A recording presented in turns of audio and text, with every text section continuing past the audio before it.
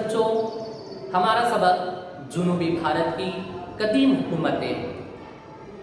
इस हिस्से में हम वाकाटक राजघराना और चालुक्य राजघराना इन मौज़ूआत के बारे में मालूमात हासिल करेंगे।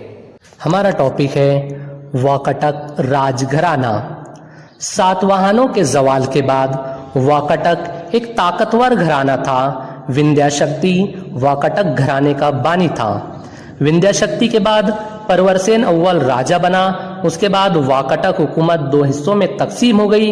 एक हिस्से की राजधानी नंदीवर्धन नागपुर के करीब और दूसरे हिस्से की वत्सगलूम यानी वाशिम थी।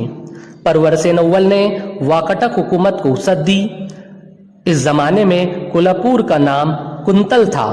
वाकाटक राजा हरिसेन का वजीर वीरादेव वो बौद्ध मजहब का पैरोकार था। उसने अजंता में 16 नंबर गार को तरसवाया था। वाकाटक राजा परवरसेन दुव्वम ने प्राकृत जबान महाराष्ट्री में सेतुबंध नामी किताब तख्लीक की।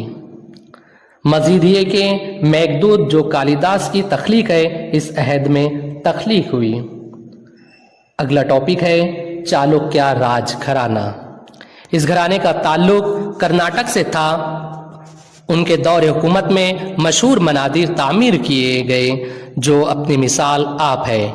चालुक्य राजा का नाम पुलकेशी अव्वल था, जिसने इस खानदान की बुनियाद डाली।